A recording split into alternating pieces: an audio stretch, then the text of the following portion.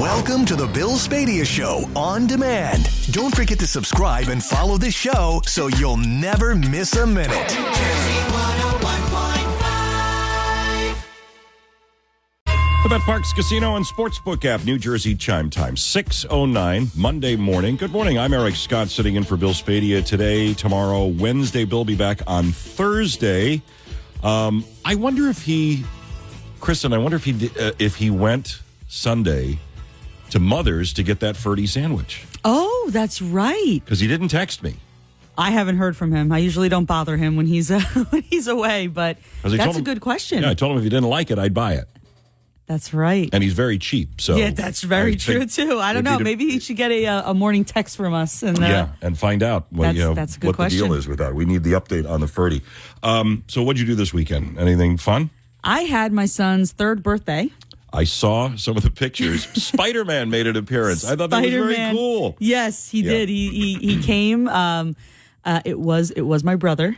Okay. Which I was very grateful for him dressing up as Spider-Man. But he had a great time. He's a very big Spider-Man fan, Marvel fan. He loves Star Wars, so he got all the toys he wants. And awesome. He's 3. It's crazy. But did he get all the toys you want?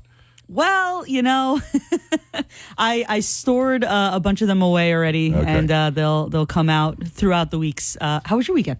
It was good. Yeah? We planted a lot in the garden, and on Sunday we have no rain. I mean, Sunday was actually a beautiful day. It was. So we sat at the tiki bar. We had a couple adult beverages. We played cornhole for hours, barbecued a little bit, and cornhole. Yeah, I love cornhole. Yeah, good game. Are you better sober or? Well, we will. Before Bill comes back, we have to do a topic on cornhole. This struck me today. So, I mean, weekends, you have weather like that. You want to relax. You want to do something fun. You want to have a good time with the family, whatever. So imagine this. Here you're at this Veterans Park celebration. You're sitting there with your family. You've, had a glass of lemonade. You've had a hot dog. You're waiting for this beautiful drone light show to happen. You're sitting on a blanket. You're waiting there with your kids. And all of a sudden, hundreds, and I mean hundreds of rampaging teens get dropped off at the park, start fighting, and start running through the crowd. It's crazy. It's absolutely insane. I mean, you've got little ones. Right. So imagine you're sitting there on a blanket with your little ones, getting ready to you've had a wonderful day. The weather's great. You're waiting for this drone show, and all of a sudden these fights are breaking out, and there's yelling and screaming, and cops are moving in, and it's how terrifying is that? It's awful, and it makes me want to stay home, which is also awful. I mean, again, with 2 little kids, this is the time to do things, here, because once it gets cold out, that's it. And going to the fairs, going to carnivals, that's what we look forward to. Right. Now I don't want to. Now you don't want to. I mean, this was, if anybody was at the Gloucester Township Day event on Saturday night and you saw this, I'd love to talk to you, 1-800-283-1015. And also, what is going on here? Let's dig a little deeper into some of this stuff this hour and try to figure out what has happened. Yeah. I don't, you almost get the sense that you're not safe at any of these events. And I don't want to sound, like that guy, with what's wrong with these kids today. But if you look at Wildwood, you had Attorney General Platkin saying, oh, well, it's Wildwood's fault. They didn't hire enough police officers. Mayor of Wildwood last week told Bill, we've tried to hire police officers. We can't hire as many. Yeah. But we had enough in place. It's these juvenile justice laws and the marijuana reforms. You almost can't go anywhere in New Jersey where you don't smell weed in the air. That's very true. That's very true. And the dispensaries are popping up everywhere. Which, if that's your thing, that's fine. But, I mean, is that really what the root of it is? Is it parenting? Is it the law? Is it a combination of the two? And so these kids in Gloucester were dropped off at the event. From out of the area. From out of the area. Right. Who would just do that? Would you drop your kids off not knowing what they're doing or what the story is or any? Well, these people might not even know, these parents might not even know where their kids are going. There are a lot of, and Bill spoke to a couple Uber drivers when we were talking about Wildwood, that incident. And they're picking kids up and taking them to the destination. They don't know, what for. Right. But they're calling Ubers. They're taking public transportation. Some of these parents might not even know where their kids are. That's a very good point, too. I hadn't thought about the Uber angle on that. But even police, because they rounded up a bunch of these teens. If you look at, so I wrote the story at NJ1015.com, and at the bottom of that story is a list of all the arrests that they made. Now, they're not naming the juveniles, but, look at this. Female, age 15, male, 16, female, 15, male, 16, male, 13, male, 15. That's insane. From Cherry Hill, Pine Hill, Camden, Winslow, Laurel Springs. And they were waiting for parents to come pick them up because they had no ride home. So what do you think is going on with teenagers, young adults in New Jersey? And were you at the Gloucester Day event? Because I'd love to talk to you about what that experience is. And does it make you think twice about going to the boardwalk, going to a park, a community day? 1-800-283-1015 is our telephone number. 6:15 on New Jersey 101.5. Update of weather, traffic, then your calls next on New Jersey 101.5. Your phone, your radio. It's that simple. Download the New Jersey 101.5 app for an on-the-go listening experience. Thanks to our Listen Live sponsor, Guaranteed Service, New Jersey's premier plumbing, heating, cooling, and electrical service provider. 6:20 on New Jersey 101.5. Eric Scott in for Bill Spadea today. Bill will be back on Thursday and talking with you about the rowdy teen behavior. We saw it over Memorial Day weekend. Don't know that there were any incidents up and down the shore. If you were at the beach, at the boardwalk, or at an event at some point, did you notice anything unusual? Did you smell anything unusual? Because you can smell the weed wafting through the air just about everywhere you go. And then Saturday night at the Gloucester Township Day, they had a beautiful day. They were waiting for this drone light show to go on when police say event security noticed an influx of juveniles and young adults being dropped off at the event. And these weren't just a couple of kids. This was as many as 500 young people. They started congregating at the basketball court. Then some fights broke out. Cops made a couple of quick arrests, but say the crowd remained hostile and disorderly, and the fighting continued for 2 hours. And what would you do if you were sitting on the blanket with your kids and you were waiting for this light show to happen, and all of a sudden these teens come rampaging through the crowd, and they're fighting, and they're wearing dark hoodies, and a lot of them had masks on, and police are trying to disrupt all of that. At one point, a guy from Camden, he was 33, gets on his bicycle and comes plowing through the crowd and hits a cop right in the back, knocks him to the ground. He gets arrested, then tries to slip out of his handcuffs, gets charged with that again. And at the bottom of the article that I posted this morning at NJ1015.com, it lists the arrests or the detainees. So there were a bunch of juveniles that were charged with disorderly conduct, and they had to be released to a parent and guardian. And Chris and I were talking a minute ago. Could you imagine what would happen if you were, some of these kids were as young as 13, 14, 15, 16 years old, and your mom or dad got a call in the middle of the night, 11:30, 12 o'clock, telling them that you were in trouble, you were at the police station, and you had to be picked up. That would not be a fun ride home, and that would not be fun at all once you got home. And I'm trying to figure out exactly what the issue is. Now, if you talk to a lot of the mayors and you talk to a lot of the police chiefs, and I have throughout the state, and they will tell you that they think it's the juvenile justice reforms. They think it's the marijuana legalization and the way the laws were written and stripping power from police.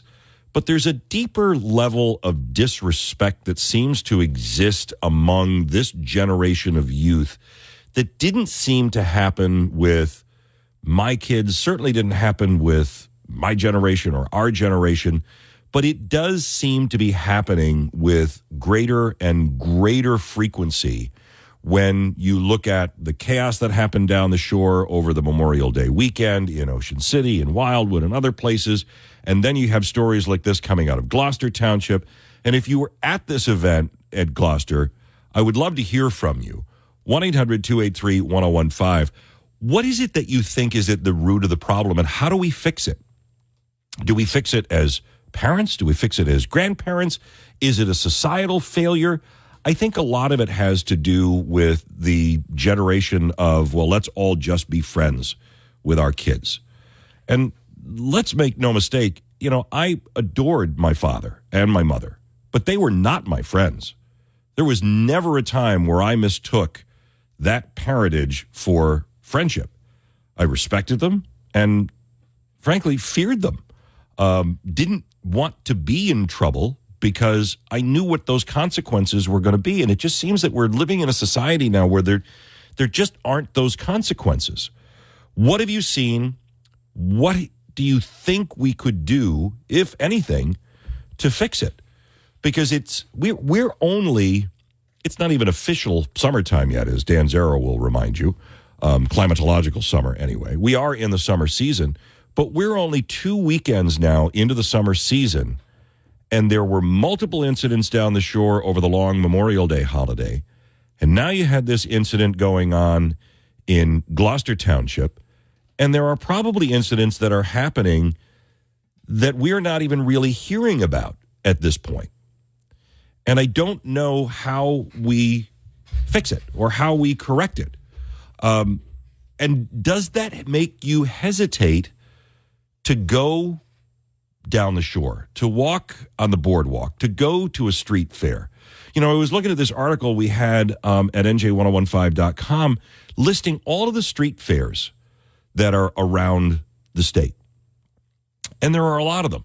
And, from a standpoint of supporting your community and just enjoying, if you've never been to a street fair, if you've never been to one of these carnivals, if you've never been to, your local fireworks show, if you've never been to these different, if you've never been to, a chicken barbecue at your local firehouse, what a great way to go and have a great afternoon, generally supporting your community, and getting that sense of community. We kind of got away from doing a lot of those things.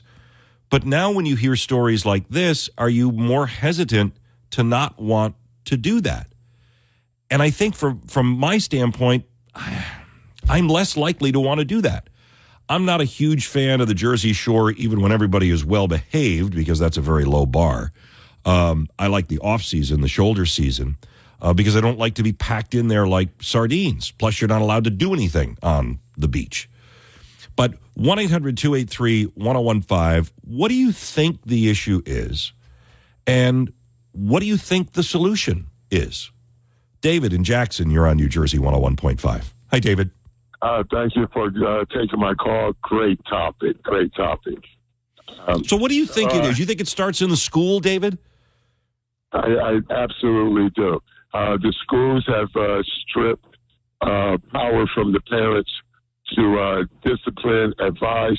I think that combined with peer pressure, social media, society as a whole has leaned towards, like you said, a kinder, gentler society, but that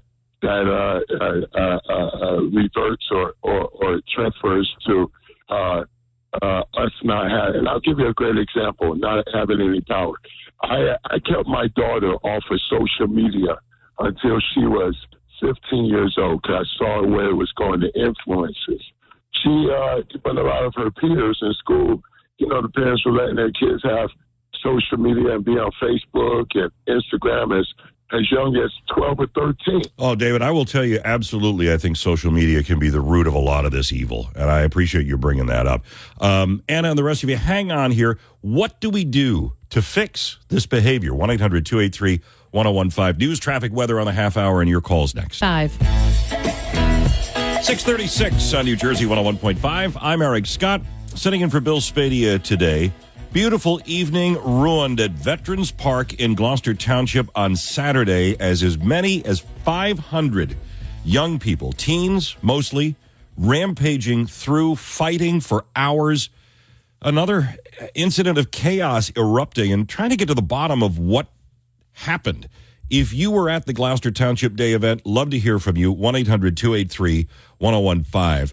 But what has happened to this generation of youth? What's causing it? How do we fix it? 1-800-283-1015. Anna in Old Bridge, you're on New Jersey 101.5. Yeah, Anna, I agree with you. This has got to start at home, right? Absolutely. Good morning.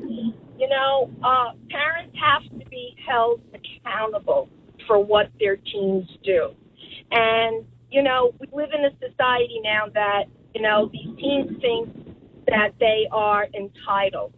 Yes, we're entitled. We have rights. However, we have laws. And if you don't abide by them, there are consequences. And if it doesn't start at the home, then we have a major problem. And honestly, it won't deter me from going down the shore because I'm an avid lover of going to the shore. However, the minute I feel threatened or feel that there's something going on, I'm calling the authorities. And I don't care how small it is, and I'm taking numbers. And Anna, look, that's a great thing is that, but you're going to hear from police chiefs, you're going to hear from mayors saying, okay, we want to hear from you. We want that call. We want to know that you're feeling threatened as a tourist or a visitor to the shore. But then what can we do about it? The laws have been watered down by the Murphy administration to the point where police just don't want to get involved. 1-800-283-1015. Ann in Browns Mills, you're on New Jersey 101.5. Also, you think this starts in the school, Ann? Well, I think it needs to start at home first, but then I think the counties need to stop interfering in the process. Yeah. There's a there's between beating and discipline. That's a very good point. That is a very good point. I grew up in an era, you might too, because we're about the same age, where, there was still corporal punishment in the younger grades in school. I'm not suggesting we go back to that. No, but we need to stop giving in to our society as a whole. Like, you take the incident where we put a litter box in a school district for what, 1% of the children because they want to identify as a cat. We need to stop giving in to that stuff. Yeah, that certainly speaks to the greater issues of society. We have this story in the news too, where you're looking at this district in Egg Harbor Township where they're doing, as punishment for bad behavior, social emotional learning sessions. So instead of sitting in detention, you get yoga. Instead of being suspended, there's a team building exercise. And they're thumping their chest and saying, isn't this wonderful that we've done this? Because it gives students an opportunity to self-reflect, to manage their emotions, to develop empathy for others. I've seen no evidence in any of these cases that these teenagers that are rampaging on the boardwalk and at the Gloucester Township Day celebration had empathy for anybody. Nor did they have any fear that there were going to be repercussions for their actions. David and Brick, you're on New Jersey 101.5. A lot of this is coming back on the schools, David. Yeah, I think, a lot of these parents, they expect the schools to raise their kids. Like a lot of these people do not raise their kids. They send them to school, and with this progressive mindset that these schools have, with these no consequences, it just gets really crazy. Like, I just don't understand it. I raise my own kids. I don't expect the schools to raise them. And you know what? My kids say, please, may I, thank you. They have manners. I'm not saying they're angels because they're not, but sure, they have consequences if they do something wrong. And they I've had to smack them a time or two, because that's just what had to happen once in a while. That's just the way it is. Yeah, and I don't blame you, David, and I understand how that happens, right? And I'm not opposed to that idea. Now, obviously, you're not beating a child, but hey, every once in a while, you might have to just tap them on the back of the head and go, "Hey, what are you doing?" And as a society, we've lost the ability to do that, right? I mean, metaphorically, the police officers can't give those kids a tap on the back of the head and say, hey, what are you doing? And things escalate and they get out of hand. And there will be ultimately an impact. If it continues down this path, there will be an impact to our shore tourism. There will be an impact to gatherings. Because I do know some folks, and I might even put myself in that same category, that have concerns about some of that stuff heading down the shore this summer and being on the boardwalk. And, it doesn't matter, I don't think, how many police officers you hire. If they're not empowered to be able to disrupt the bad behavior and there are no repercussions for it, then there's no incentive for these kids to not do that behavior. And when you look at a district like Egg Harbor Township, that instead of putting kids in detention, they're giving them yoga to try to teach them empathy for others, I don't know. They're going to argue, well, there aren't as many arrests in our school anymore. They're pointing to that as an element of success. But I just don't know how we come together really as a society and figure out a way to stop that. It's almost one of those things of, what is the one thing that you were taught as a child or as you were growing up that you wish this generation was being taught? Is there that one thing maybe that we've missed? What is something that you were taught by your parents, in school, in church, wherever, that you don't see this generation learning?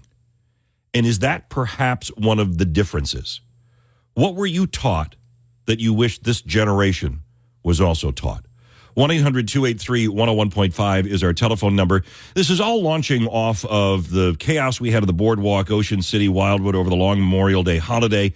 And also check out my article at NJ1015.com on what happened at Gloucester Township Day on Saturday, where literally hundreds of teens and young adults were fighting and rampaging through the crowd. And at the bottom of that article, you'll see a list of the teenagers that were detained. They were all from out of town, and they were all between the ages of 13 and 17. The majority of them were 15 and 16. And it ruined a family fun day as people were just kind of sitting. What were you taught as a child that you wish this generation was being taught? 1-800-283-1015, 645. Weather, traffic, your calls next on New Jersey 101.5. Download the New Jersey 101.5 app. Sign up for alerts and receive instant notifications on breaking news, weather, and traffic. Staying connected to what matters most. It's on New Jersey 101.5. 6:49 it is on New Jersey 101.5. Monday morning in the Great Garden State. I'm Eric Scott, sitting in for Bill Spadea. Bill will be back on Thursday. Chaos at the boardwalk on Wildwood, Ocean City over the long Memorial Day weekend. Hundreds of teenagers and unruly young adults cause havoc at Veterans Park in Gloucester Township. What is wrong, and what is it that you were taught as a kid that you wish this generation was being taught? Kelly in Mount Laurel, you're on New Jersey 101.5. You know what? If I ever rolled my eyes at my parents, Kelly, I probably would have had them knocked out of the back of my head. Right? So that's exactly it. So it's like accumulation of things, right? So when we were growing up, there was no eye rolling. There was no talking back. There was none of that. It was just all about respect. And your parents said what they said, and that was it. There was no questioning or, I didn't curse in front of my parents. There was none of that. And I raised my children the same way. I have 25-year-old twin boys and a 28-year-old daughter. And even they're they can't believe the younger generation because that's not how they were raised. And I raised them to be respectful by the same thing. You just didn't talk back to me. What I said goes. That's it. And hopefully, Kelly, that will translate down now to your grandchildren. It does get passed down generation to generation. Queen in Pennsylvania, you're on New Jersey 101.5. Yeah, this is a great one, Queen. You were taught what? Hi, good morning. I was taught by my name's Queen. I was taught by my mother and my father to always honor them. It's even written in the Bible, Exodus 20, verse 12. What I've noticed about Gen Z is the lack of accountability. They're extremely disrespectful and self-centered, and that's the problem that's going on. They believe that everything revolves around them. And growing up, I'm 29 years old, so growing up, I'm from a traditional family. I was not born in the U.S. I'm African, so a lot of things were instilled in me when I was younger, and I was taught the Bible by my parents. But as I go to stores in different areas, I see so many people, these adults, these young adults and teenagers are so disrespectful to their elders. And it's amazing. It's crazy. So I just don't understand. Yeah, I mean, there is definitely a lack of respect in our general society. Charlie in West Windsor, you're on New Jersey 101.5. Yeah, you're going to keep the respect theme going, right? I mean, you see it. You hear it. That's right. And when I was younger, I was taught respect the old school way, which you don't want to have to happen now. Yeah, I know what you mean. You want kids to have their freedom, but they need to learn that along with freedom comes responsibility, and there are, consequences to their actions. Yeah, we live in a society now where, consequences, that's for the other guy. That's not for me. And we see it. I mean, and it's not... We're picking on Gen Z or picking on this generation right now, but it translates and it's pervasive throughout much of society, whether it's the disrespect of law enforcement, whether it's the disrespect of, chain of command in the office. Dan, on Route 36, you're on New Jersey 101.5, and I agree with you. Kids should work, right? Yeah, I was thinking about that. If it is it's like if they learn the value of the dollar early, and they, you know what it is? I think they changed the age of working in New Jersey, because I remember when I got my first job at 13, 14 years old. I can't get a job in New Jersey until you're, 16 years old nowadays? I mean, if the kids were working and they'd earned about the dollar, they wouldn't be out there being so destructive, because they would know what it is to buy things and earn that. Yeah, and so many times now, kids are just given money by their parents. I don't even know that it's an allowance, because I don't even think it's for doing chores around the house. It's just, that's what I do. I give my kids money. And, that I never really understood. I have friends of mine that when our kids were growing up, my kids, they worked if they had, for an allowance, if they got one, or they had jobs and they earned money. But I had other friends that just handed money hand over fist to their kids to go to the mall, to go to the movies, to do it without anything in return. Kevin on the Parkway on New Jersey 101.5. Accountability. Kevin, wow, that's a word we don't hear much these days. Yes, good morning. Happy Monday. What I believe is that no one's accountable for their actions. No one learns to be accountable for their actions. It's everyone else. Everyone else around them. Everyone points the fingers. Everyone blames everyone else. No one puts themselves in the situation. It's always everything else around them. Never them themselves. They have no point. They have no piece of the blame. It's deflect. Everyone else. Yeah. Yeah, it's interesting, Kevin, and I'm glad you brought that up, because this was a hard lesson that my father tried to teach me, and it was transformative in my professional career. I wish I had learned it earlier, is that if you own up to your mistake, that doesn't mean that there aren't going to be repercussions, but it's going to be less contentious, right? So when you mess something up and your boss comes and says, hey, what happened here? And you try to deny it, it makes it worse. If you stand up and say, that was my fault, I messed that up, I'm sorry I messed that up, how can we fix that? Wendy in South Jersey. Let's go to line one. Wendy, I want to talk to you as a middle school teacher, because I I hear this all the time. Your hands are tied. Yeah, so I teach 7th and 8th grade, and the same behavior you see in the community is the same behaviors we see in school. The teachers, want a strong discipline policy, but there's a big pushback from parents, from admin. What you talked about, SEL learning, that's a big push because they want us to, teach them feelings and emotion control. All things that were taught at home are now pushed onto the schools. So we have lots of fights, lots of disrespect, lots of talking back, lots of lack of motivation. We can't get them to do their work, turn their work in. For me, I have 2 children of my own.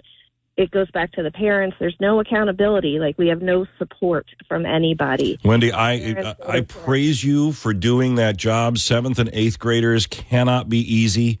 And, with the disrespect that I'm sure you get, not just from the kids, but also from parents these days, thanks for being a teacher, truly. 6:57 on New Jersey 101.5. Ramona, Patty, John, Mike, Bill, please hang with me through the news. What were you taught as a kid that you wish this generation was learning? We'll talk more next on New Jersey 101.5.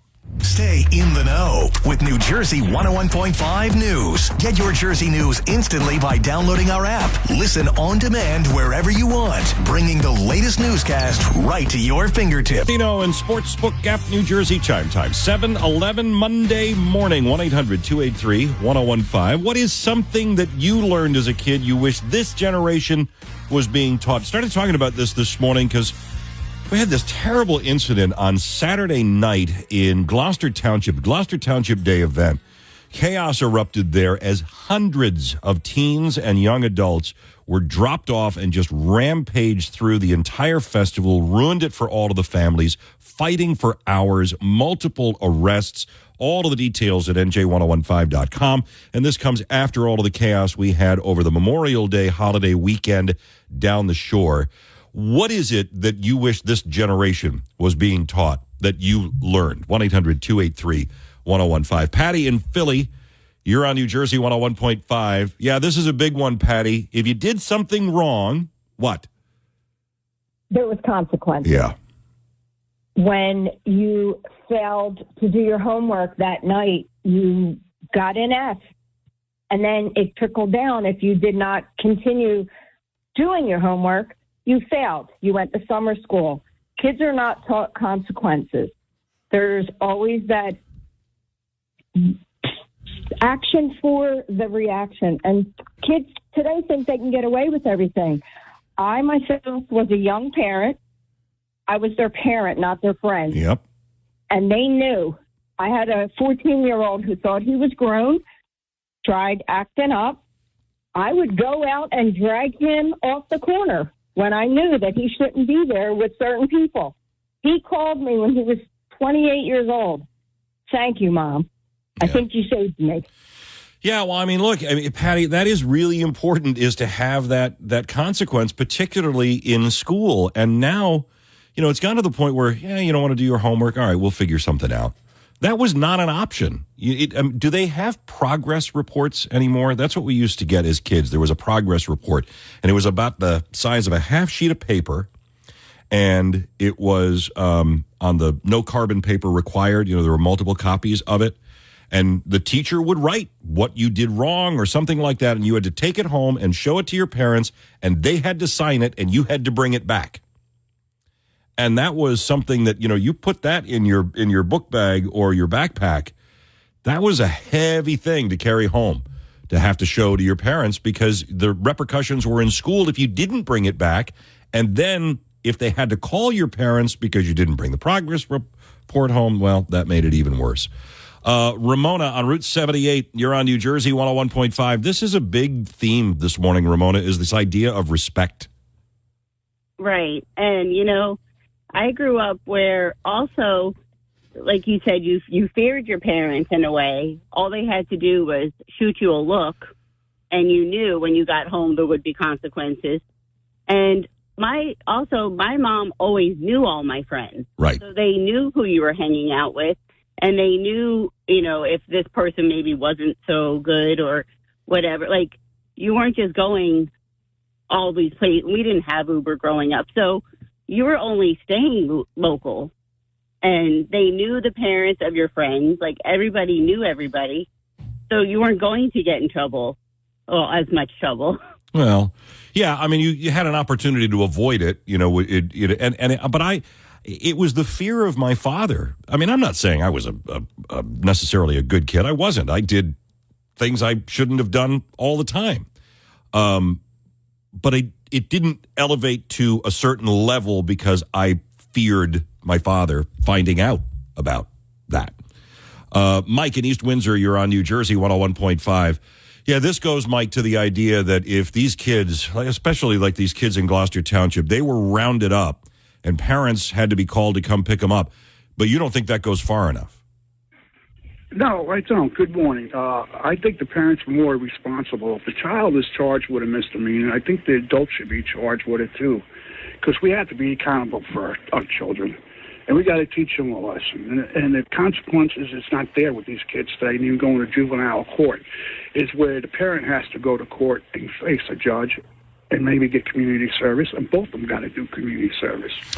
Because the parent has to do something different or extra, they're going to be mad. Yeah, and that's a good point, Mike. I mean, I don't know how I feel about that necessarily, because my concern there is that, yes, the parent should have a certain level of repercussion, but it's almost like you're trying to legislate good parenting. And that's where, I kind of have question marks about that. 1-800-283-1015. What's something you learned as a kid that you wish this generation was learning? Joanne, John, Ralph, Ivan, hang on. I got to take a break here for weather and traffic. I'll get your calls coming up here in just a moment. And Ralph, I want to hear your opinion on law enforcement, because that's a big issue. So hang on with me if you can after weather and traffic. 716 on New Jersey 101.5. What do you think? We want to know. Dial 800-283-1015. Join the conversation on New Jersey 101.5. Hey, this 722. What'd you learn as a kid that you wish this generation was being taught? We were talking about the chaos down the shore on the boardwalks over the Memorial Day holiday weekend. This chaos with all of these rampaging kids at the Gloucester Township Day celebration on Saturday. Ralph in Newark, you're on New Jersey 101.5. And Ralph, I'm glad you called about the issue with police officers, because there were a lot of police at this event this weekend, and it took them a while to get a handle on this situation. Absolutely. And part of the problem is our hands are so tied with all the new laws they push forward and everything. Listen, I'm not a firm believer of, locking these kids up and ruining their lives or whatever. I'm a firm believer, but there should be some kind of sort of repercussions, as we all know. Are you a police officer, Ralph? Yes, I am. Okay. I'm not going to say where. That's fine. That's fine. I just wanted to clarify that, because you're talking like somebody who's had experience. Yes. And I want to talk about my experience growing up. So I grew up in New York, old school Italian household. My father was very, very old school. But my father wasn't the type that was quick with the hands and stuff like that. He always talked to us. He always gave us our say. And he always used to say, come and talk to me, because if there's something I can do for you, I will help you. But if you don't come to me, there's nothing I can do for you. And I remember there was one time that always sticks with me. A neighbor across the street whose father was unfortunately a very bad alcoholic. His father was passed out in the middle of the street, and the kid was shaking him, "Daddy, wake up, Daddy, wake up." And my father called us all to the window, and I was very young. And he says, that's what drugs and alcohol will do for you. And this is why I tell you, stay away from that stuff. Stop doing this. And then another fear I had, so, being like a late teen, early 20s, growing up in New York, both my brother and my brother-in-law both retired NYPD. And they even told me, listen, if you ever get in trouble with the cops and we got to come and get you, don't worry about what the cops are going to do to you. Worry about what we're going to do to you. Exactly. You know what I mean? Because you're not going to embarrass us. And that's, and that's part of the problem. You got to talk to these kids.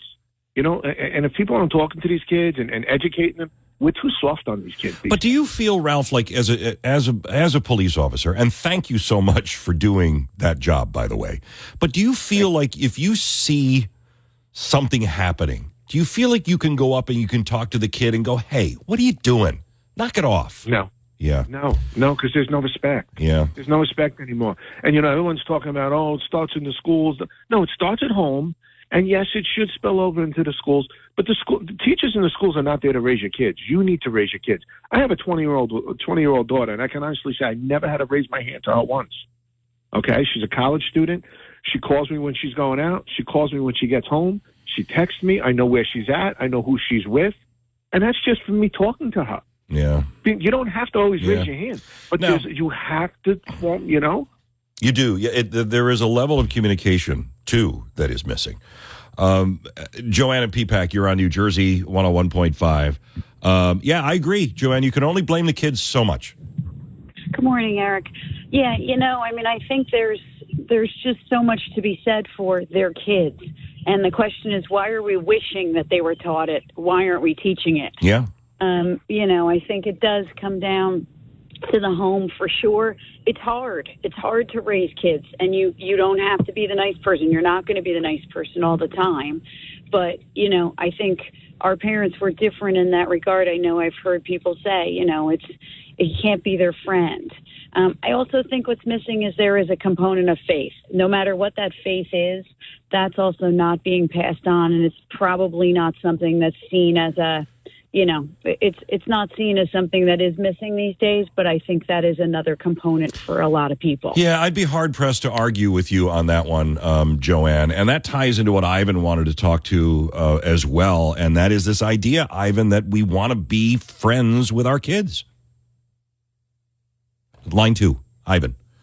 Right, Ivan? I mean, it's this idea of being friends with our kids. Yeah, but the parents also have to recognize the maternal instincts. They have to trust their maternal instincts because these kids have so much access. It's ridiculous. The parents give them cell phones. They don't block their phones. They see these things on the phones, and they want to mimic those things because they find a sense of humor in it. Yeah. Nowadays, people are getting punched in the face, and they think that's funny. When we were growing up in the 80s, you punched somebody in the face, man, you were in a lot of trouble. You're also liable to get your what kicked if you were to try to do that. Yeah, you weren't too. going to the schoolyard. Yeah. Yeah, you weren't. You were sitting in your house and you were worried about who's knocking on your door to try to get you outside so they could beat you up. Yeah. Yeah, there just isn't a fear of anything these days, right? I mean, kids always feel like they're invincible. I think our generation knew there were consequences. I don't know that this generation necessarily knows that there are consequences. 1-800-283-1015. I got a break for news, traffic, and weather on a half hour, and then we'll keep talking about this if you want to. What is something that you learned as a kid you wish this generation was being taught? 727 on New Jersey 101.5. 737 on New Jersey 101.5. Monday morning in the Great Garden State. Going to be a nice one today. Hope you get an opportunity to get outside and enjoy it. Talking with you this morning about what did you learn as a kid that you wish was being taught to this generation? We started talking about this morning because of this incident in South Jersey at the Gloucester Township Day celebration. Hundreds of rampaging teens terrorized the families that were just trying to have a fun day. Took police hours to get this under control, and this comes just a week after the chaos down the shore. And is it related to things that these kids just aren't being taught these days? Joseph in Lyndhurst, you're on New Jersey 101.5. And, that seems to be a theme, Joseph. If you did something wrong when you were a kid, you knew what? Right. That there was going to be a consequence. Oh, yeah. We, my brother, first of all, the thought of it never entered our mind. So, I mean, it's really, I'm in disbelief. I'll give you an example. I was delivering, I've been out of work 5 months. I was supplementing my income. Now I'm back working on the truck, but I was delivering pizza in Lyndhurst. I won't mention the name. A lot of the high school kids go in there, and I see it. I was talking, there's these 3 girls there and at the table, and I don't even know why you don't even talk to them. I asked her a question as subject of the school. My stepson goes to Lyndhurst High School. I asked if she knew him. I said, all I said is, are you a senior or sophomore, whatever? You know, it looks at you with a real nasty look, like you're some kind of idiot and like you inconvenienced her. Yeah, why are you talking to me? Right? Why are you talking to me? Yeah. I mean, did I say anything bad? No, you were trying to be a nice guy and make conversation, Joseph. And, you know, I mean, it is I couldn't even, as a kid, I couldn't even imagine that. If somebody was talking to me, you respond. Nicole in Philly, you're on New Jersey 101.5. All right, Nicole, you're a millennial, so let's be careful here now. What do you think? Yeah, so I have a daughter who just turned 9, and it's just a level of self-sufficiency I don't see. Yeah. And kids these days, I mean, I know it's not a big leap, but like, you know, I didn't have a cell phone until I was 19, which is unheard of these days. So there is a level of access these kids are getting. And even if you put parental controls on things and try to shelter them, you still send them to school and they're learning things that are goofy, in my opinion. Yeah. All right. And, you know, it's just, I think that there's a level of access that we never had growing up. And then there's also a huge jump in, you know, what's going on in family homes, drugs, alcohol. How are our kids adapting to their parents maybe being sick? More and more of this happening in our country. But I think, Nicole, you hit on something which is really important here, and that is, you know, with the cell phones and social media, it puts ideas into these kids' heads that maybe they otherwise wouldn't have, and they see bad behavior on TikTok or other social media, and they're like, wow, that looks like fun. They're having a great time. And it emboldens them to do things maybe they otherwise wouldn't. What is something that you learned as a kid that you wish this generation was going to be taught?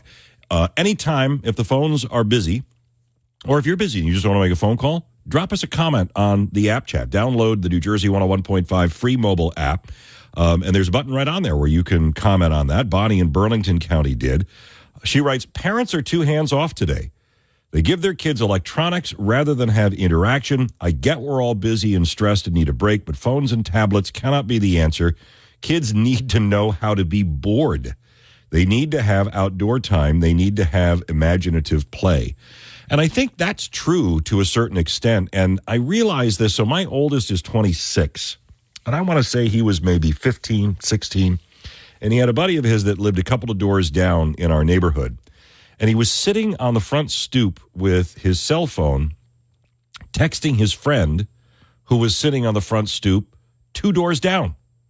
They're having a text conversation, and they can literally see each other down the street rather than get up and walk over and have a face-to-face conversation. And I think that's when it really hit me that, wow, we really are in a disconnected generation and have completely forgotten the art of interaction.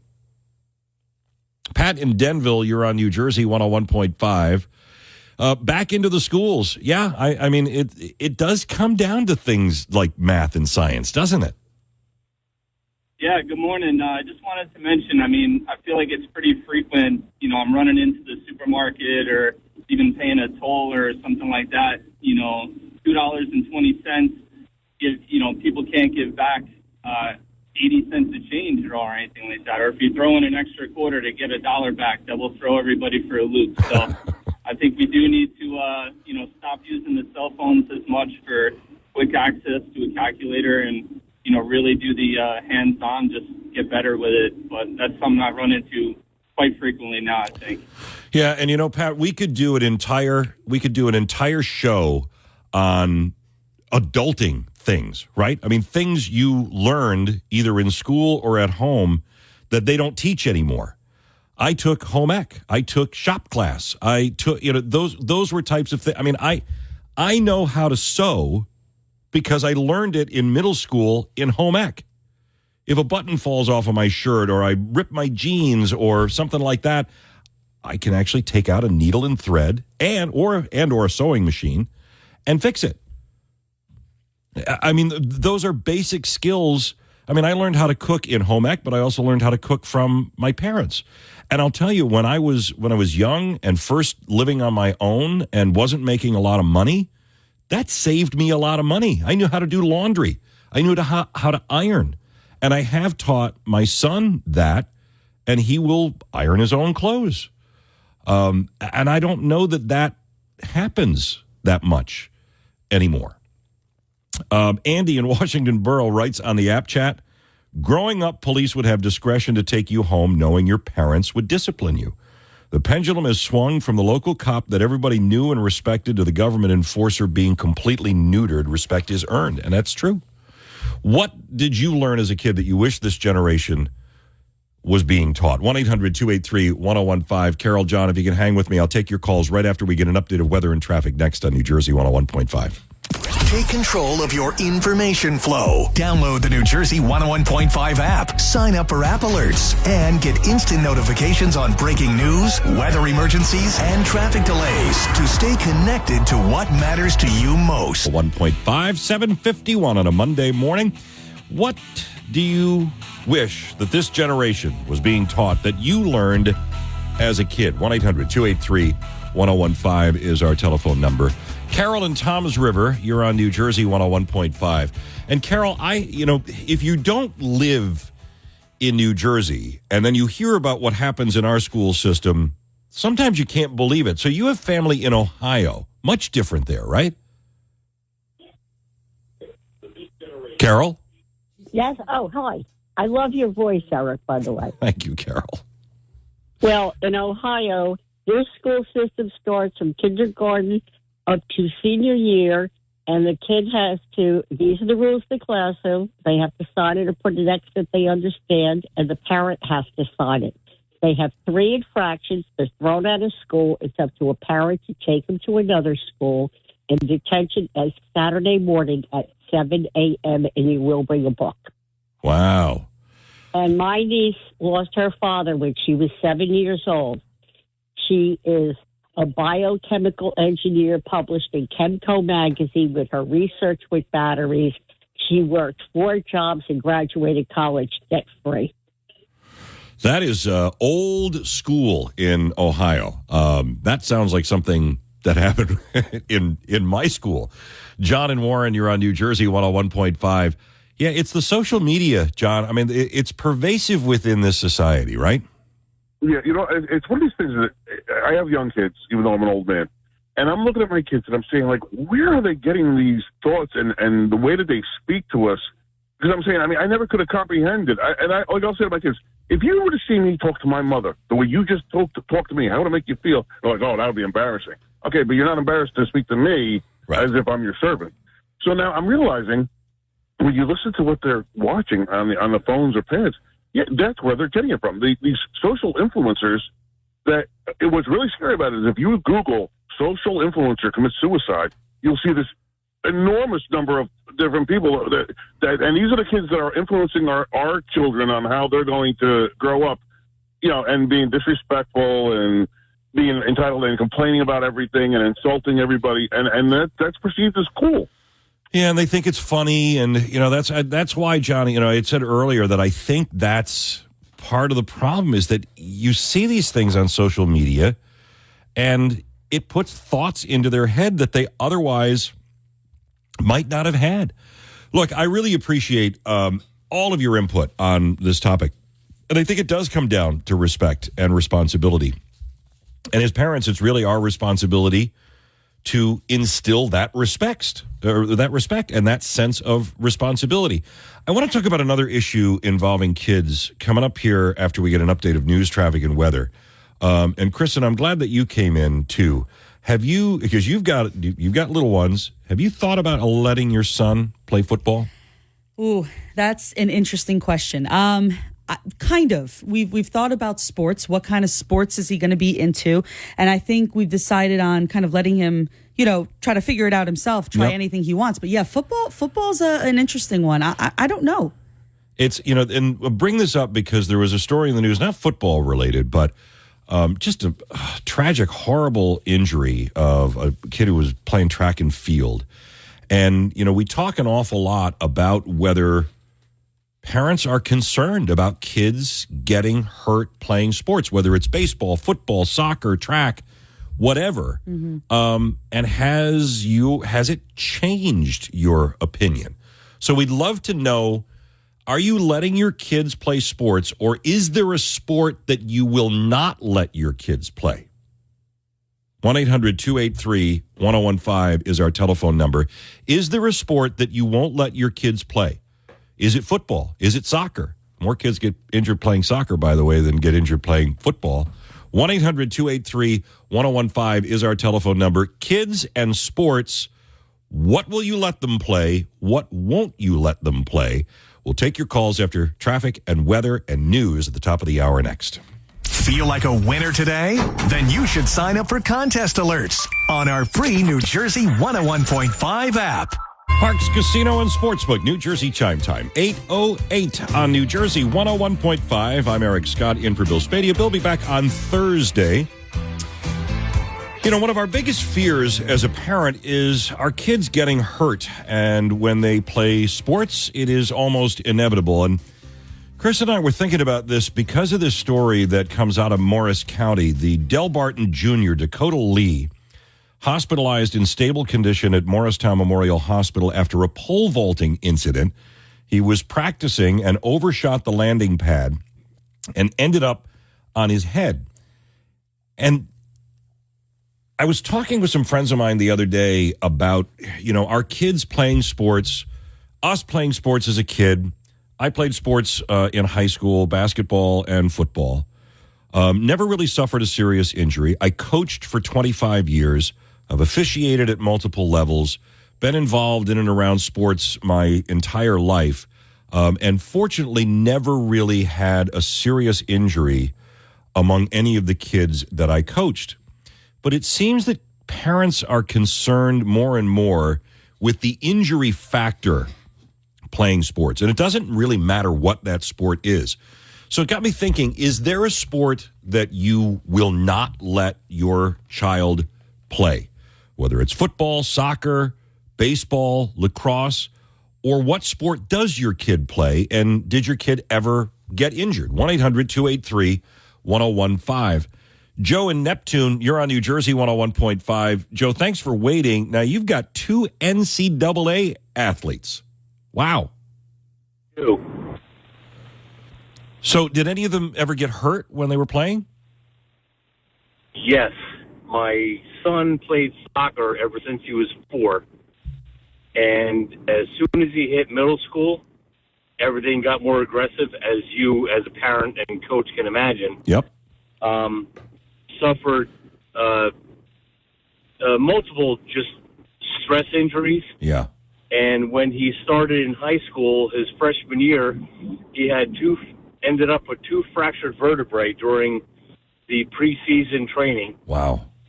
And that took him out for that whole season and 6 months of physical therapy. And then after that, he had, you name it, tendonitis of the knee. Yep. He slapped his kneecap out of place. You name the injury, he had it. And I always had multiple bags of peas frozen in the freezer for him. Yep. Just to go to sleep at night. Yeah. Yeah. My daughter was swimming ever since she was 9, and she had a couple strained muscles. My son just finished his freshman year of college and had a torn labrum and just got done with surgery, and he's out all his sophomore year. Wow. But it hasn't deterred him, though, Joe. I mean, he's still playing. Did you ever say to him, hey, maybe you should give this up? No, he will never, ever give up soccer. That is his lifeblood. Yep. It is his motivation. And The one thing I would never let him play, and I don't believe in, is American football. Yeah. I just can't get my head around that game. What game? I mean, you strap on armor to go smash heads against somebody? Yeah. The whole game is revolved around a 40-yard dash. I mean, what's up with that? Well, I mean, Joe, I've described football before, especially at the higher levels, is that, every play is a car crash. I mean, you're in a car crash every time. Now, the technology exists that, relatively speaking, football is safe. But I wonder the enrollment in youth sports is actually down. The number of kids participating in any type of sport, not just football, but is generally down.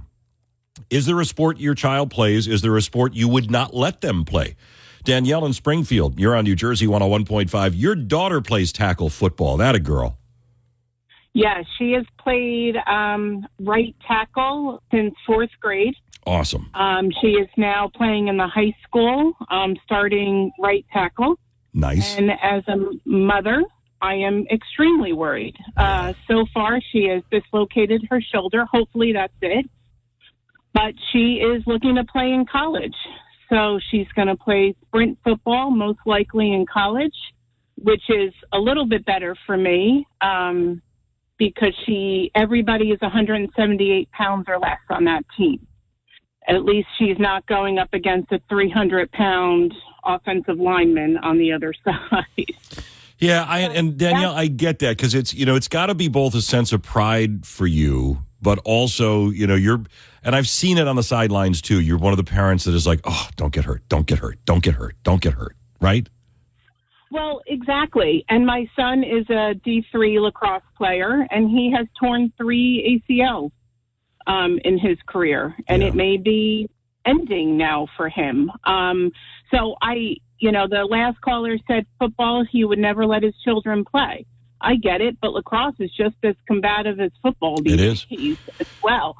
So, I'm proud of my daughter, but with their mental conditions, I strongly believe sports are key for my children. Well, and Danielle, that's the thing. I mean, you aren't going to learn the life lessons that you learn playing an organized team sport any other way.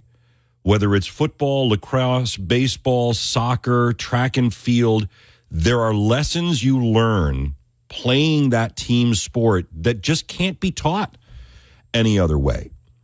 And look, I'm a big advocate and supporter of football. I believe that, it is a safe game if it is taught and coached correctly. Is there a sport that your son or daughter plays? And is there a sport that you would not let them play? 1-800-283-1015. Terry, hang on. I'll take your call right after weather and traffic on New Jersey 101.5. The people you know, the voices you trust, keeping you entertained and informed. This is New Jersey 101.5. Join the conversation. 822 on New Jersey 101.5. Eric Scott in for Bill Spadea. Bill will be back on Thursday talking about youth sports. What sports do your kids play? Have they ever been injured? And is there a sport that you don't want them to play or that you wished they hadn't played? Both of my kids played sports. My oldest played football. My youngest played soccer and tennis and baseball briefly, but really it was soccer and tennis. Jill, your boys played football, right? All of them, or just? Mainly it was Evan, my youngest. Yeah, okay. Yeah, my middle child, Sean, he got into BMX and biking. And you were just talking about biking today, you and I. That sounds dangerous to me. It was brutal because they go now. Although with biking and football, you're wearing more padding. And you know what? The worst sports injury I saw was my son's very good friend who played soccer. Yep. And had this horrible injury on his bone where it was I saw the x-ray. Crazy. Yeah. The spiral fracture, probably. Yeah. It's That's what it was. I don't know. Biking, skateboarding, all of those kind of, what are they called? Extreme sports. I was always more worried about Donovan doing that than playing football when he had shoulder pads and a helmet and, everything like that on. Yeah. I wasn't comfortable at that. But no major injuries, right? Exactly, because we went to bike parks a lot. When he was in that middle school age. Flemington, there were a bunch of skate parks. You had to wear equipment. They wouldn't allow you on the floor without all this equipment. Now, when he got on his own and started doing it, going to like cities and or even out into the woods, yeah. Yeah. Oh, yeah. I've done that. Yeah, but that's kind of scary to me. Yeah. I mean, you don't, as a parent, you don't want your kids to be hurt, but you also don't want them to be sheltered. If there's a sport that they want to play, you let them go and play. You have to have some confidence that the coaches and trainers are well versed in what they're doing. Yeah, that's exactly it with the middle son. I remember because for a while he went to this was a track in Howell, New Jersey, where they just race. It was what's his name, Scotty, the famous skateboarder from. That shore areas. Yeah. Kramer. But this track, was just racing, but it was so cute when we got home and he got out of the car and he said, I found my sport. And, that makes the parent very happy when they find it, whatever it is. My daughter was in, my daughter was in competitive dance. We keep talking about sports here. You can get injured with that too. Thinking about the boys. Yeah. The girls and the injuries from dance. But it is nice when they find that thing, because the last hours that you were talking about, the teen, these teens with that have nothing to do, and they're on social media, and you want them to finally get out of the house, but then they gather in these clumps of hundreds. Yeah, that's the danger of that. Yeah, 1-800-283-1015. What sports do your kids play, and is there a sport that you don't want them to play, and have they ever been hurt, and what was that experience like? And I'm talking about that because this was a terrible story that came out of Morris County at Del Barton. Junior Dakota Lee was playing track and field. He was pole vaulting. He was practicing, and he overshot the landing pad and fell right on his head. Now, we think he's going to be okay, hospitalized in stable condition, but could you imagine if you were a parent watching that and you see your child go up in the air and come down right on his head? And what sport did you play as a kid, and were you injured? I never really had any serious injuries. I had one that was kind of gruesome, and I will tell you a little bit about that after we get an update of news, weather, and traffic on the half hour. 1-800-283-1015. Enrollment in youth sports, participation in youth sports is down across the board. It started before the pandemic, got worse during the pandemic, and it's continuing now, even post-pandemic. More and more kids are not participating in any type of organized team sports, and we're seeing it at younger and younger ages. So we're seeing it in Little League, we're seeing it in youth soccer, we're seeing it in youth hockey, we're seeing it in all of these rec leagues, which are the feeder leagues that move up, and we're even seeing it in lacrosse and soccer to a certain extent, and baseball. There are fewer and fewer kids that are participating in organized team sports. Why is it? Is it the fear of injury? Was your son or daughter ever injured playing sports? And what was that like? That has to be kind of heart-wrenching. When my son was playing football, and his mother was very concerned about him playing football, and I kept saying, it's going to be safe, it's going to be safe, it's going to be safe. Very first game that we played, she was on the sidelines. My son was running with a football toward the sidelines, almost directly at her. Linebacker came and just laid him out, literally at her feet. He ended up face down at her feet with a kid twice his size laying on top of him. She was horrified, but he bounced right back up, had a big smile on his face, went back into the huddle. See? Everything's going to be fine. 827 on New Jersey 101.5. 837 on New Jersey 101.5. I'm Eric Scott, in for Bill Spadea. Bill will be back on Thursday talking about youth sports with you. What sports did your kids play? Did they ever get hurt?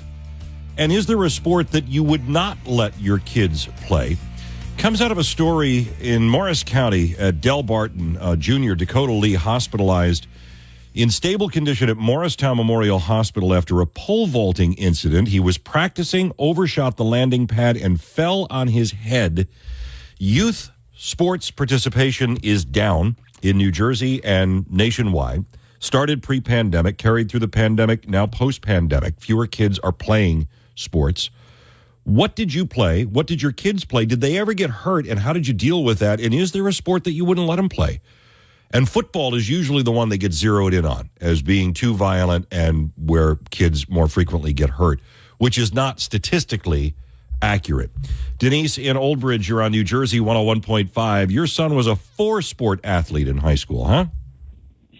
Yes, he played basketball, lacrosse, football, and track. And he actually was hurt more by playing basketball because in basketball, you don't wear any protection. Right. Yeah. I mean, in football, you have full pads. And if it's taught and coached properly, the risk of injury is very low. Oh, yes. And don't get me wrong. We were in the ER many a times for many a sports. But like you said, the kids are resilient. They get back up. He loved it. I couldn't take it away from him. He was a phenomenal student, so I think it helped keep him grounded by playing sports, and he even went on to play it in college. However, the early morning practices disrupted his academics, so he had to stop because academics came first. Well, but you know what? That's a good life lesson, Denise, and it was a good thing to learn is that you don't get to play unless you have good grades. And even when I was coaching Pop Warner, all 25 years that I was coaching football, it was not a league requirement, but it was my requirement that you had to maintain at least a B average in school or you couldn't play for me. Because if you were sacrificing your studies to be on the field with me, then that was not a good situation to be in. Kathy in Toms River, you're on New Jersey 101.5. And I agree with you, Kathy. It does come down to coaching. Yes, good morning. I saw my grandson play. I was a Pop Warner cheerleader and a high school cheerleader in school. Never did we see coaches promoting violence. I watched it every year my grandson was playing. He played all through school and then into college for Monmouth. I never saw coaches promote violence. I saw it every year getting worse and worse and worse. I was actually videoing when my grandson was about 10 years old at a practice where these coaches were promoting this violence with these children. And I started videoing, and the coaches went off on me, told me I had to leave the practice. I said, no, I don't. Then they tried to take my phone from me because they knew that I was videoing.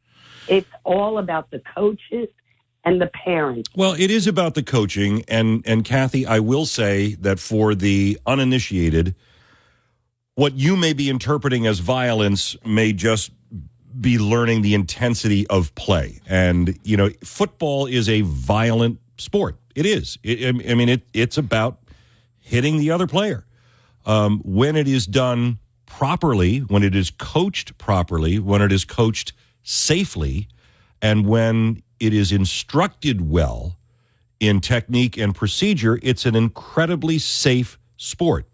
Now, part of what I did when I was running the league was make sure that all of the coaches understood what the rules and the techniques were. So long before we ever had kids that were coming into the program, I trained the coaches. And the coaches needed to be certified, and they needed to understand this is the way that we tackle. This is the way that we drill. This is the way that we do these things so that we could teach the kids the proper technique to minimize the risk of injury, and then teach the coaches an evaluation.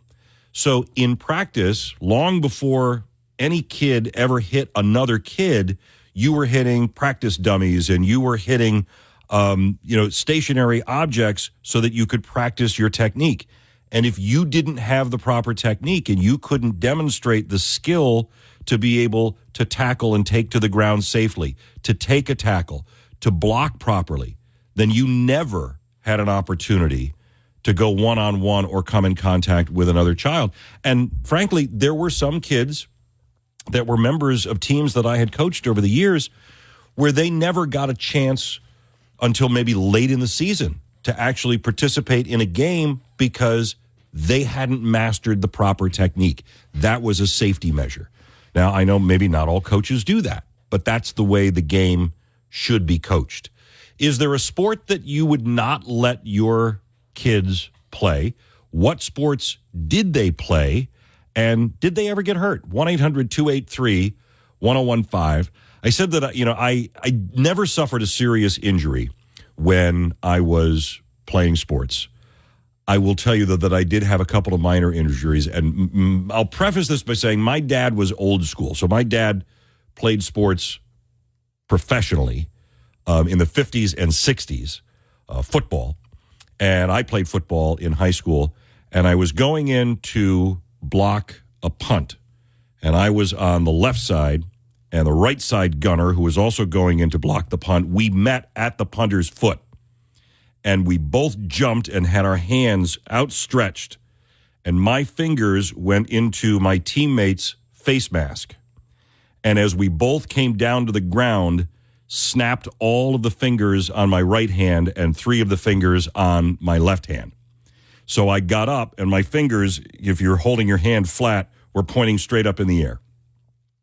And all I wanted to do was get over to the sideline so that I could see the team doctor. Because I knew that if my father got to me before the team doctor got to me, my fingers would have been wrapped in duct tape and I would have been sent back into the game. That was the extent of the injury, and my fingers are still all messed up to this day. 1-800-283-1015 is our telephone number. What sports did your kids play? Did they ever get hurt? And is there a sport that you would not let your kids play? We were talking to Kristen earlier because her kids are young, trying to decide what happens if her son wants to play football someday, or lacrosse, or hockey. 1-800-283-1015. Stephanie, Linda, hang on. I got to get an update of weather and traffic here, and then your calls are next on New Jersey 101.5.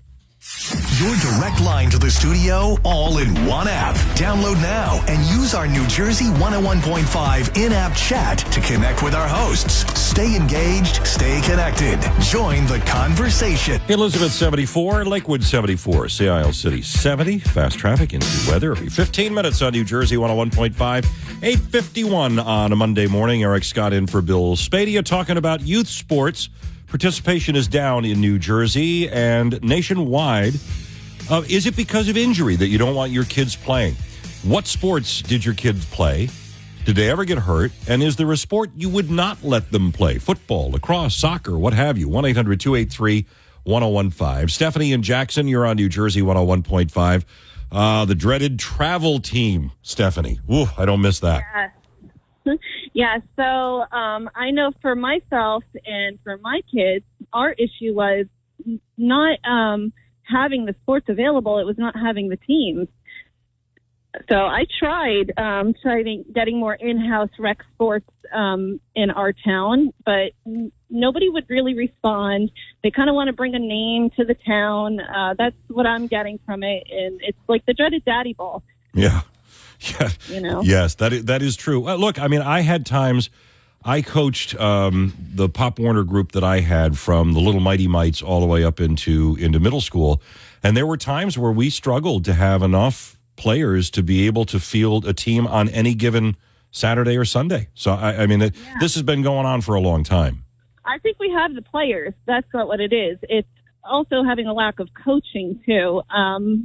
And then, they want the parents to kind of put the team together themselves if we want to have an in-house rec team. And it's not easy. We have multiple kids in multiple schools, so it's a lot for parents to do. But you figure, with kids at 9 years old that there would be a soccer team available. But, there's just nothing. It's like $1,000 just to play for these travel teams, and then not including hotel stays and travel expenses and yeah, it adds up pretty quickly. And I mean, to the coaching issue, Stephanie, I would not want to coach today. Loved it. Loved every minute of it. Loved all the kids. Thousands of kids I've coached over the years. I left because of the parents. Because I just didn't want to deal with the BS from the parents anymore. And you couldn't pay me enough to go back and coach again. Linda in Punxsutawney, you're on New Jersey 101.5. Wait a minute. You got hurt as a cheerleader? No, I had 6 kids playing competitive sports. I had football players. I had kids on track. I had kids on competitive cheer. And the kids on competitive got more injuries than the kids on football. Because competitive cheer, they're tumbling, they're lifting kids in the air, they're throwing them up. We had broken noses, broken wrists, we had concussions. We had my daughter cracked her ankle coming down from a thing because nobody caught her properly. Like, because they're doing aerial stunts. Right. My sons were cheerleaders, and they're holding girls above their head with one hand, and if those girls come down wrong, they're getting creamed. Wow, I didn't think about that. That's right. They're throwing him in the air and trying to catch him. And Yeah, they went all the way to like nationals and states, and the expense is the other thing. Like, just the uniform to go to the competition when he made it all the way to Worlds was $600. Wow. Then you got travel, you got competition fees, it's crazy. Yeah, I hadn't really thought about that with competitive cheer. I do know that the loudest complaints I have on travel or with youth sports usually centers around hockey because of the amount of equipment that you have to buy.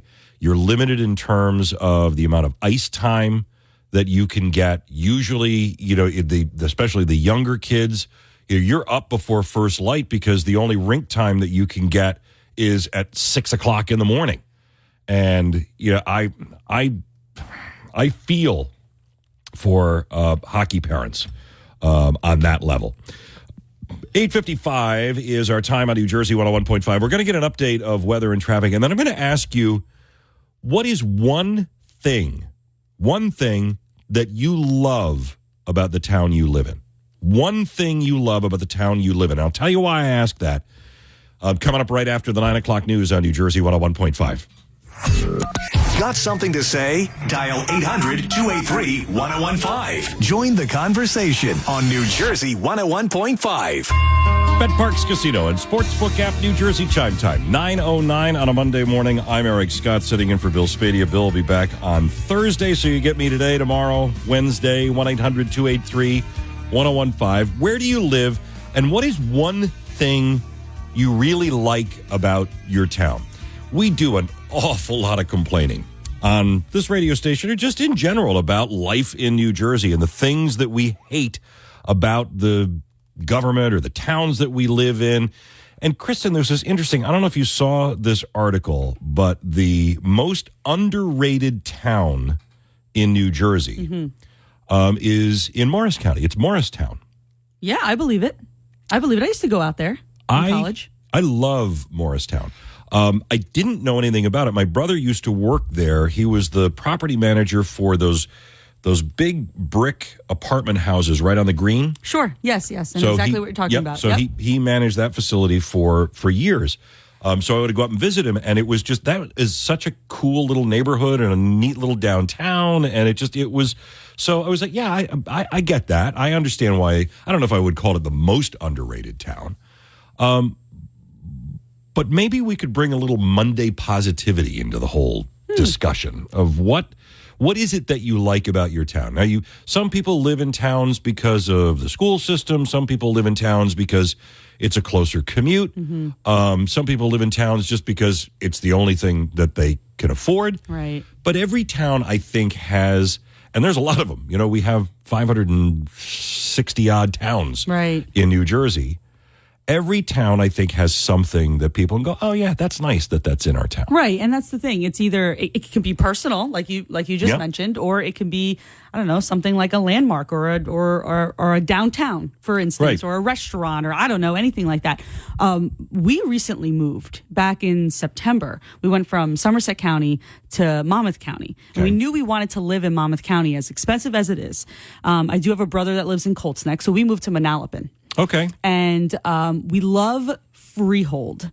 Freehold was a little more pricey, for us, at least right now. But like you had mentioned, the school system's great. We're closer to the beach, which is what we wanted, but we're not on the beach. So, little bit of a commute. But, we're still getting used to our town, but we love it. Location-wise, everything about it, we love it. Yeah, I there's got to be there's got to be that thing, right? I mean, so and I would love to hear from our listeners this morning about what that is. You know, we can complain about property taxes, we can complain about and boy, do we all the time. But I would love to hear a little bit of positivity. Where do you live? And what do you love about your town? What is one thing you love about your town? 1-800-283-1015. I've been in Lawrence now for probably getting close to 24 years. Oh, wow. And I love little Lawrenceville. I mean, it has a really cute downtown. Mm-hmm. They do free music in the local park downtown, little concerts, you know, in the summertime. The downtown is very walkable. It's not long. It's not a big downtown. Sure. But, you know, it's enough that you can walk around. There's great local merchants and great local restaurants there. And, you know, they decorate it really nicely and it's landscaped. And it has kind of a little bit of that small town feel to it. And I moved for the school system. Originally, that was, I couldn't afford to send 2 kids to private school. So we were looking around trying to go, well, what towns have really highly ranked elementary schools, and found that and said, oh, okay, well, let's move here. Let's see if we can find something that we can afford here. Mm-hmm. And even though the property taxes are ridiculous, as they are in any town, we got really good public education for the kids. Right, and they loved it, right? And they did. Yeah. They had a great time in the schools. And so whether it's your school system or whether it's your downtown or whether it's food and festivals and things like that, you know, there are some very idyllic downtowns in New Jersey. They aren't all gone yet. You know, they aren't all paved over. And there are some great little local businesses and things like that as well. So if you've got something that you really love about your town, help us out here. Let's have a little bit of positivity. And I will tell you, Kristen, if nobody calls and gives some positivity, then I think we're really on the downward slope. Yeah. At that point, don't you think? Right? More exit plans than not. More exit plans. 1-800-283-1015 is our telephone number. We'll talk more about this and take your calls after weather and traffic next on New Jersey 101.5. Your daily dose of New Jersey on the go. Download the New Jersey 101.5 app. Enroll in alerts and dig into local stories, news, weather, and more. Your connection to everything Jersey. 9:20 it is on New Jersey 101.5. Try to put a little positivity in your Monday. We have a lot to complain about here in New Jersey, and we do. You can start with the property taxes in your local town, but what is the thing that you love about your town? 1-800-283-1015 came up because we were looking at what is considered to be the most underrated town in New Jersey, meaning, you know, doesn't get the respect that it should. Morristown in Morris County. And then we have a list at NJ1015.com, too, of 30 special and unique New Jersey towns everyone must visit. And I was scrolling through this list, and there are a lot of towns on here, believe it or not, that I have never been to. Why do you live where you live, and what do you love about your town? Justin in Pennington. We're practically neighbors, Justin. Thanks for calling New Jersey 101.5. I love your town, Pennington. Yeah, especially because I have a lot of friends who are Special Olympic friends. Like, remember when we first met at Casey Mears Memorial? Mm-hmm. You and I first met there. Yep. Mm-hmm.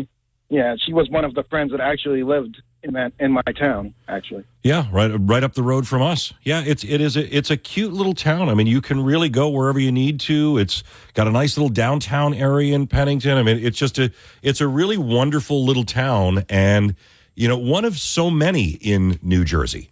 John on the AC Expressway, you're on New Jersey 101.5 with a shout out from Mountainside.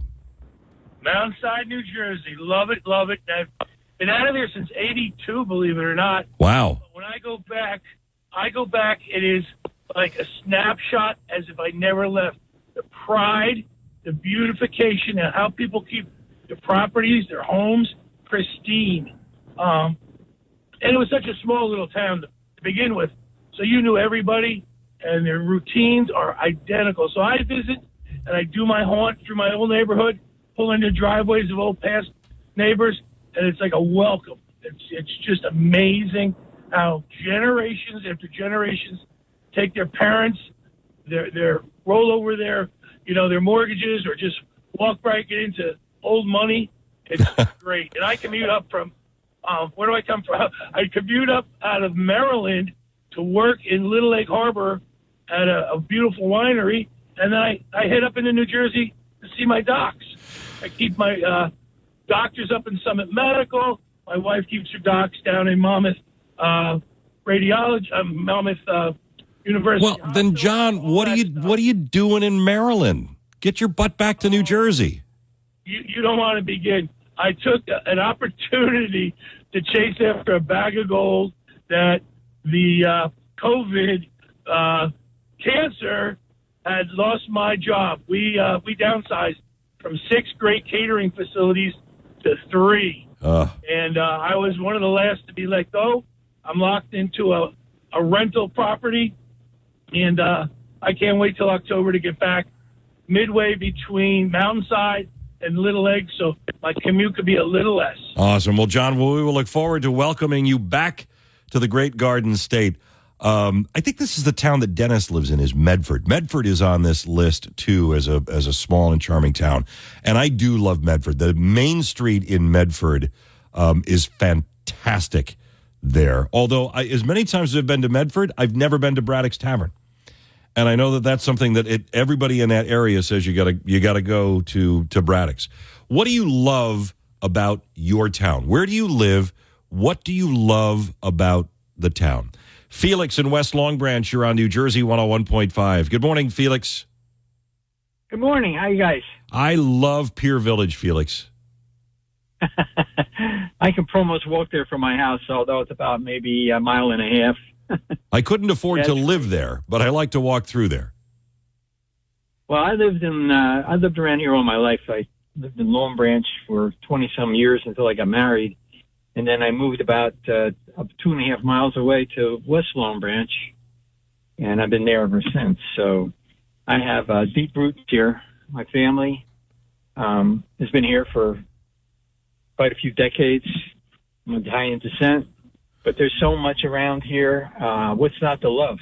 But you remember what it looked like, Felix, before Pier Village, right? I mean, you remember before that whole development and restaurant complex and everything. You remember what it looked like before that? Oh, absolutely, without a doubt. I remember. I don't know how much you know about the area, but down in Seabright, where they have the wall now, there was no wall. Yeah. When I was a kid, and my dad liked to drive around. We go to church and then we go for a ride. We go either north or south on Ocean Avenue, and through Asbury. But I'm very blessed here. I mean, I've got a very large family. Got 4 children, 9 grandkids. They all live close by me. Wow, amazing! And you're right there at the Jersey Shore, Felix. Thanks for calling New Jersey 101.5 and the shout out to West Long Branch. I was surprised to see Asbury Park had made the list. But, from Convention Hall on the boardwalk to the Stone Pony, I mean, Asbury Park really is one of those gems on the Jersey Shore. I love the history of Asbury Park. I love the music history, and really it's an area that's gone through a rebirth. In Somerset County, Peapack, Gladstone, what an amazing area there. There's so much oldness and history in Peapack, Gladstone, and it is often used as a Hollywood filming location.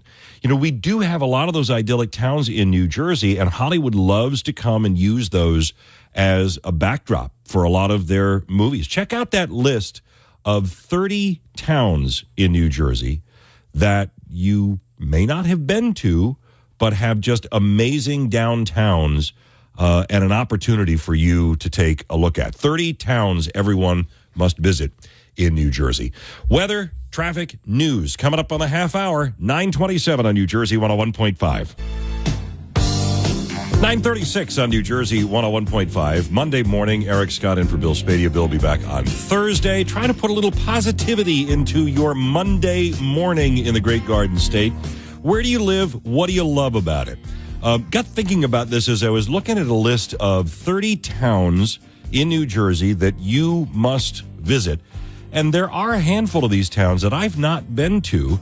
One of my favorites, Clinton, right on the Raritan River, one of the most beautiful towns in New Jersey. You've seen on a postcard, I'm sure, the Red Mill Museum, which is just a spectacular site. Clinton's right next to Chester, which is, if you're a foodie, the restaurants in Chester are amazing. So where do you live, and what do you love about it? Because we do a lot of complaining, justifiably so, in New Jersey, but everything from property taxes to traffic and potholes, and you keep going on and on and on. But you live where you live, and do you love where you live? And if you do, why? Joe in Lacey Township, you're on New Jersey 101.5. What do you love about Lacey Township, Joe? Well, good morning. Good morning. I'm about 10, maybe 15 minutes away at best from Long Beach Island. Love it. Love it. Even during the summertime, beautiful here. We got a lot going on in my town, everything you could want. And it's about a half-hour train ride. If I want to go to Philadelphia and see the sights, I'm about a half hour. I take the train. No muss, no fuss. Fantastic. Couldn't have it better. Well, I really appreciate the vote for Lacey Township. I'd stay off that train to Philadelphia. I don't know why anybody would want to go into that city these days. Seriously. Joe, thanks for calling New Jersey 101.5. Yeah, I had to pick up a friend at the airport in Philly a couple of weeks ago, and I hadn't been in Philly in a long time. And now, I don't mean to be a hater on Philadelphia, because there are some beautiful areas of downtown Philly, and there are some great restaurants there, and there's some great sights to see, but it's a war zone these days. I don't know that I would ever get out of my car in Philly at this point. Sandra had a work event that she had to go to, and my first thing I said is, make sure you get out of there before it turns dark. What a horrible city Philadelphia is these days. 1-800-283-1015 is our telephone number. If you have something that you love about your town. And by the way, if you're busy, and I know a lot of people get busy and you can't make the phone call, always drop us a comment on the app chat. We see them. We read them on the air. We love to hear from you on the free New Jersey 101.5 mobile app. Cape May is on this list of 30 towns that you have to visit in New Jersey. Cape May doesn't even feel like it's part of New Jersey. I've been going to Cape May probably since the first year, 1990-91, when I first moved here. But I knew about Cape May even before I moved to New Jersey, because where I lived, it was very close to Canada. I had a lot of friends that were in Canada, and I don't know why, but Canadians love to vacation in Cape May. So they would talk about this beautiful Victorian town that they would travel to every summer, and they would go and they would summer in Cape May, New Jersey. Never really knew anything about it, but they raved about it. So that was one of the first places I wanted to see when I moved to New Jersey. And the first place I lived in an apartment complex along River Road in Piscataway. I don't even know if it's still there. It was old when I moved into it. I can't imagine what it's like now. But I probably the second or third weekend that I was living in New Jersey, I got into my little hatchback Mercury Tracer, and I drove down to Cape May, and I fell in love with everything in Cape May. And it doesn't feel like it is in New Jersey. And there's a bunch of little towns like that. And when I go through this list, there's a bunch of towns in Warren and in Sussex County as well that, it again feels like it's in a different part of the state, which is one of the things that's amazing about New Jersey, is that you have so many different areas, and you have the debate of whether there's a Central Jersey, a North Jersey, South Jersey, but there are pockets of this state that are almost like frozen in time. It's in Old Wick is another one of those towns, and it used to be called. What did Old Wick used to be called? It was New Germantown. It used to be a major farming community, but their historic district, downtown Old Wick, is amazing, and it's also called something, and I can't remember. Taylor's Mill, something like that. 1-800-283-1015. Where do you live? What do you love about it? As we try to put a little bit of positivity in your Monday. Rocky Hill is on that list. We talked about PPAC. We talked about, or actually, I don't think we did talk about Belvedere. Belvedere is another one of those towns that just is like stepping back in time. That's in Warren County, I believe. The claim to fame in Belvedere is they have more Victorian houses than any other town in New Jersey. And those Victorian houses for holidays and things like that, they get done up in just amazing splendor. They have festivals all year long in Belvedere. That's another great day trip if you're looking for a place to go is Belvedere. Gloria in Edison, you're on New Jersey 101.5 in Central Jersey. Yes, it exists. What do you love about Edison, Gloria? Good morning, Eric. I love your voice before we even talk about anything else. But what I love about my town, and I've been here for many, many years, over 50, is that the Edison Art Society, a local artist colony, has created these beautiful murals throughout Edison. I think they put up 7 or 8, the last one being on the Thomas Edison Museum, right off of Route 27. Oh, wow. Edison working in his laboratory. And I'm telling you, Eric, the books, the beakers, everything is so real you want to go up and touch it. And they just painted this mural for this year? They finished painting it in November of 23. Oh, how cool is that? I love when you have local arts groups that really take pride in their town, and the town actually embraces that art and makes it part of the community. That doesn't happen in every town, and I'm so happy to hear that about Edison, Gloria.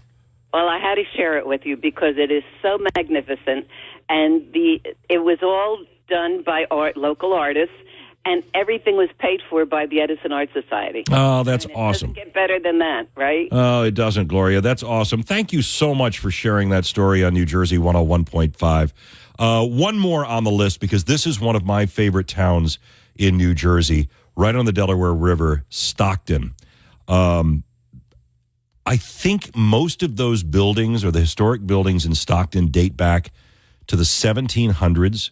And there's an amazing bed and breakfast in Stockton, and I haven't been there in years, and I've wanted to go back so badly, called the Wolverton Inn. And they actually have a working sheep farm on that property. When I first stayed there, I don't think they had the little cottages, but now they have like these little cottages that are right along the pasture where the sheep are kept, and you can literally wake up in the morning and have a cup of coffee with a sheep right on the other side of the fence. I've been there in the fall, and I've been there in the winter time, and I don't know if it's under the same ownership, but the Wolverton Inn, just an amazing bed and breakfast and a great weekend escape if you're thinking about it. 1-800-283-1015 is our telephone number. We'll bring Kristen back in. We'll recap what we've learned, and we'll get an update of weather and traffic next on New Jersey 101.5. It's 9:45. New Jersey 101.5 is available on smart speakers. Listen at home by saying, play New Jersey 101.5. Jersey 101.5. This day flew by for a Monday, Kristen. I like having some energy and momentum on a Monday. I'm okay with it. It sets the tone for the rest of the week. All right. So, listen, there's a couple things that we want to talk about later this week, including I want to do a topic. I want to talk to people about cornhole. Yes. I don't know if we're going to do a Tuesday or Wednesday, but I learned that you're a cornhole player today, right? I play. I dabble. Play. Okay. Yeah. And I want to find, so if you have an event, a cornhole event coming up at some point in New Jersey, whether you're doing a charity tournament or whether you have some, I'd like to put together a list of some cornhole tournaments in New Jersey. Or maybe you're just having, something at a bar or something like that. And it's for selfish reasons, because a couple of my buddies and I, we like to play in the tournaments. So I want a list of tournaments that I might be able to go play in this year. Right. That's a good idea. Let's do it tomorrow. We'll do it tomorrow? Yeah, let's do it tomorrow. All right, so if you're a cornhole player and you have tournaments, or you have some kind of a function involving cornhole, at some point tomorrow we're going to give you the opportunity to call in and talk about that. Cornhole. That's fun. It is a It's lot of fun. Fun summer sport. And that's what we did yesterday. And it was one of those things where the weather actually turned out being really nice. The sun wasn't blazingly hot. Had a couple of my buddies come over to the tiki bar. We fired up the grill. We had Jimmy Buffett on the stereo, and we were throwing cornhole and drinking beer for a good portion of the afternoon. That's good. I mean, I can't think of what would be better on a Sunday afternoon to do that. Of course, I had to kick everybody out at 4:30 because I had to get ready to go to bed to come into work this morning. Right. But yeah. What else did we learn today? Did we learn anything else today? Well, a bunch of nice downtowns or small towns in New Jersey to visit if you haven't been to. Especially, I forgot his name who called in about Long Branch. Oh, Long Branch. Is it Isaac? I don't remember. Felix. There we go. Felix, yep. yes. Yeah, Felix had a great story to tell about that area. That was really one of the developments that I think they did right. Yes, agreed. Yes. Because you maintained that boardwalk. You have a beautiful little downtown area. You have the housing there. You have the great restaurants that are right there on the boardwalk. And it's not overly commercialized. Correct. That's right. Yeah. And aside from a couple of the issues they have with the pop-up parties, it is an area where there's ample parking. I don't think the parking is ridiculous either. But Sandra and I, we did an anniversary weekend there a few years back. Oh, did you? Like all weekend you stayed there? Yep. We stayed at one of the hotels there. And we had cocktails at one bar and restaurant, and then we had dinner at the next one. And it was a really nice weekend. Walked on the beach, and it was a little different. It was different than doing the LBI thing, right? Well, where it's exactly. And that's the thing between LBI and Cape May, and then you have your Point Pleasant, your Seaside. Long Branch almost isn't seen as much unless you're. If you're from the area or about it. Right. Every time I go, yes, it's crowded, but everyone's like, oh, what's there? What can you recommend? Right. Right. Not a lot of people are aware of it. And we go to Seabright a lot. We go to a restaurant called Angelica's in Seabright, which is not that far. We'll take the drive down and we'll go to Long Branch right after. That sounds really cool. That might be an interesting thing is what could you do as your quick shore road trip, right? Yeah. I mean, there's the place you like to go for the beach, but then there's places you like to go, like you said, where you just jet down and have dinner or do something like that while you're around there. A little day trip. Yeah, a little shore day trip because there are places like that, and especially in the area where we live in, even though we're on this side, on the Delaware River side, you can jump on 195 and in an hour you're at the shore. That's right.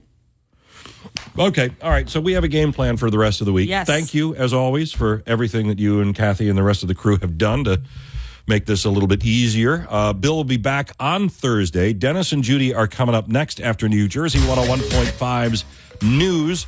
Wow, we're flipping back to the 80s when I was in high school. Oh, I was born in the 80s, Eric. You're welcome. I danced unwell to this song. Thank you, everybody. Have a great day.